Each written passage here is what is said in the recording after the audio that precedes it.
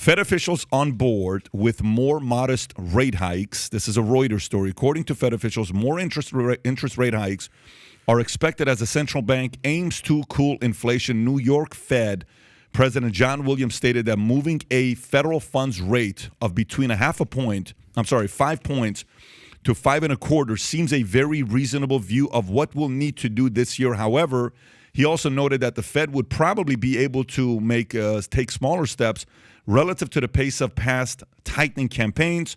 Jerome Powell added that if we continue to get, for example, strong labor market reports or higher inflation reports, it may well be the case we have to do more, okay? Williams also emphasized the importance of monetary policy to get and to stay levels will strain, Okay, anyways. Tom, what are your thoughts when you hear a story like this? Based on what Powell is saying, and last month, 517,000 job report, new jobs, which is a good number, and then we're going to talk about the layoffs here in a minute. What do you think is going to be happening with rates here? Wow, there's a whole bunch of things to unpack here. First of all, we can talk about the jobs really, really fast and about how some of these jobs are people getting back to work after COVID, and it's a lot of hospitality jobs that are in there.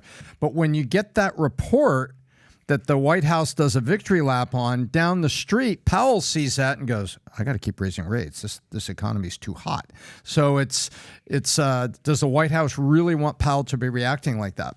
And Powell, it's important what you just said. So the more the numbers look better, the more he will increase rates. Because remember, what's Powell looking for? 2%. Inflation. He's looking for 2%. Until he can see 2%, he's staying up in the bedroom with the cheerleader. So That's right. We can't forget the cheerleader. We can't forget about that. Story Shout out to that cheerleader. Yeah. Shout out Jerome Powell. Shout out. Pounding the poor economy. But so that's part one.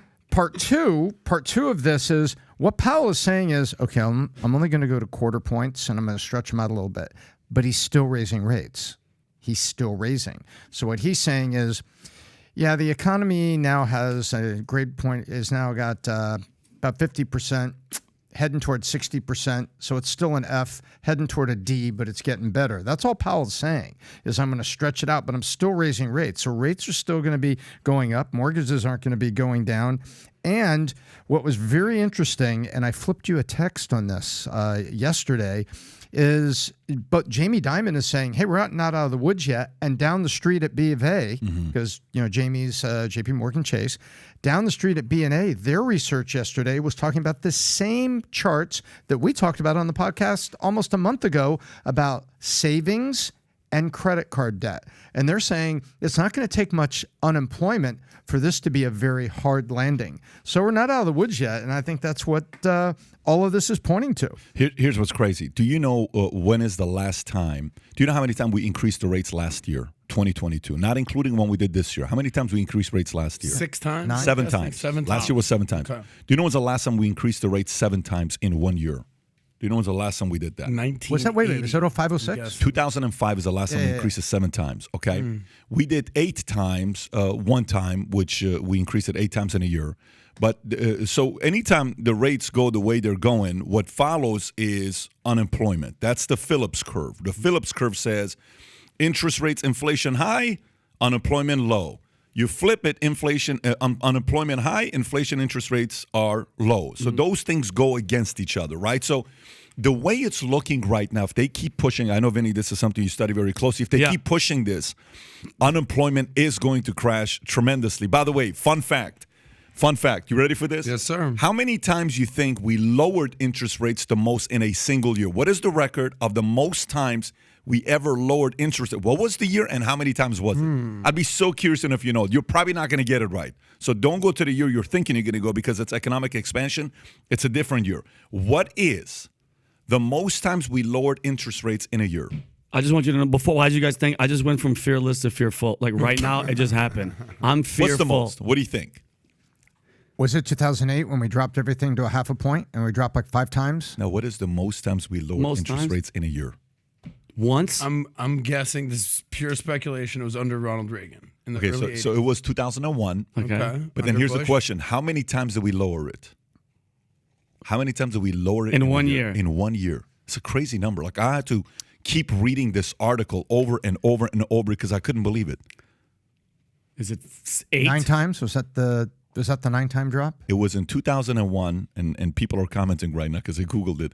11 times Oh in my 2001. Yeah, Is that Boom, boom, crazy boom, boom, But to that you? was a nuclear winter. That was a That tough was recession. like lower and lower and lower and back to back to back to back. So look, the feds control what happens to the economy. Okay, when you hear the saying Jerome Powell's the most powerful, it's not because he, it's just a saying. He really is. But right now, everybody is trying to kind of get Powell to play along. And Powell, the good thing about Powell, which is kind of weird, he's the guy that's the Fed chair who was put in there by a guy named Donald. And he's still there by a guy named Joe, okay? Which means he doesn't favor the right, he doesn't favor the left. He used to work for Carlyle Group with Rubenstein. So to him, he's just saying, guys, he's one-dimensional, 2%. To get there, he's going to keep increasing interest rates, which is going to be very weird on how bad. Now, everybody now is saying, well, it's going to be a soft landing. It's going to be a soft landing. It's going to be a soft landing. You know what's a great thing when people say things like that? Paranoia disappears. You know what happens when paranoia disappears? The best opportunities come right after paranoia disappears. The best opportunities to things to buy is when people get cocky. People are starting to get a little bit cocky again about the fact that this inflation thing, this recession thing is going to come by. Adam, what are you thinking? By the way, I just like to get a running tab of this. This is something we should consistently do. Rob, would you pull up the fear-greed index with CNN, what they typically the market? monitor, where the markets are right now? That'd just be good to kind of monitor Where in we at? general. What do you think I don't know, we we went from full-on fearful 30 days ago. I think it's greed. To a little bit greedy right now. What do you think we are? I would say we're in the fear-greed greed. index. I'd say we're in the It's a little greed. bit Oh, back. look at Okay, that. look at now. Weird. It's Oh, getting shit. a little greedier. We're getting greedier. I think it was at 60-something% a week ago. So I don't know. We've moved out of the fearful state of the economy into. By the way, look at what you're saying right there. This is very important. What Adam is saying. Zoom in a little bit.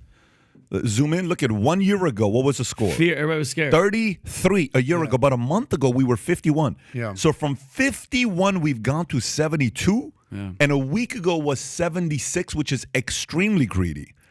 I don't know. Interesting. How it is so Adam, changed significantly. So is this greedy from meaning like people like their cost of their houses are going down and people are buying more. Yeah. You're no longer like staying tight.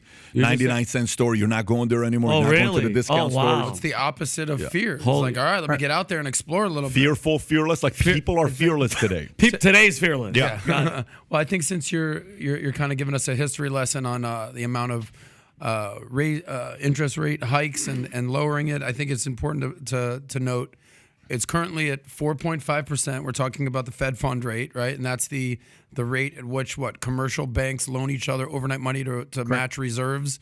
That's essentially what that is, right, Tom? And then it's obviously the Fed uses interest rates and rate hikes to kind of cool inflation. Stat for you.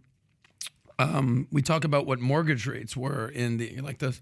Is this for sale or no? We should put it on for No, sale. I'm asking you serious questions. I was just looking at it. It looks sick. Natalia. Everybody's saying you look like Maverick. You look sick on camera. dope. Guys, But it's not for sale?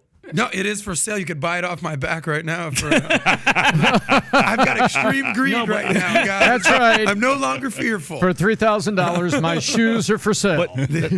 Anyway, just history lesson. We talked about how in the 80s, interest rates, mortgages were double digits.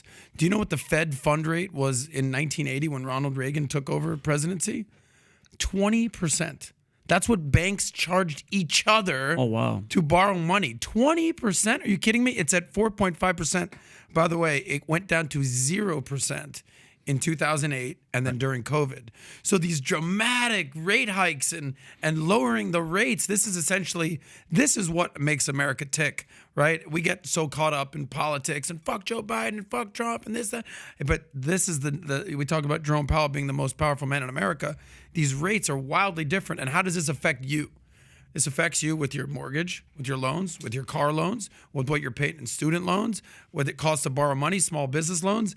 These are the numbers you got to kind of pay attention to. Yeah, so let me Credit just- cards, for sure. It goes right next to the story here to transition after perfect timing for this. Jamie Dimon warns it's too early to declare victory against inflation. JP Morgan Chase, Jamie Dimon suggests that the Federal Reserve could raise interest rates higher than expected if price pressure persists. His comments come amid growing signs of inflation in the U.S. economy, including the strong January jobs report. Diamond says people should take a deep breath on this one before they declare victory because the month numbers looked good. The hiring surge in January has complicated the Fed's fight to lower prices and tame inflation. Some of the which stems from the imbalanced labor market. Employers added a whopping 517,000 jobs. That's what I talked about earlier. Nearly triple what Wall Street expected. By the way, that is insane. Once again, like to talk about the timing was perfect right before State of the Union speech for President Biden. 517,000 jobs. They were expecting a third of that, okay? While the unemployment rate has dropped to 3.4%, first time since May of 1969.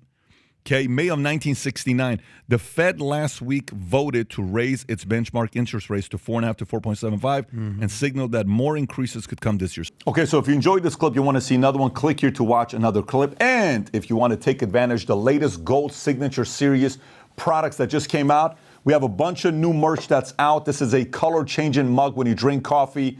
That lion turns into a real lion. And then we have hoodies with Valuetainment Gold on it, the Gold Signature Series hat, shirts. I'm an entrepreneur. Anyways, we have a lot of items. They're selling out. If you want to take advantage of the Gold Signature Series, click here, place your order, sport your Valuetainment gear, and tag us with the hashtag Valuetainment.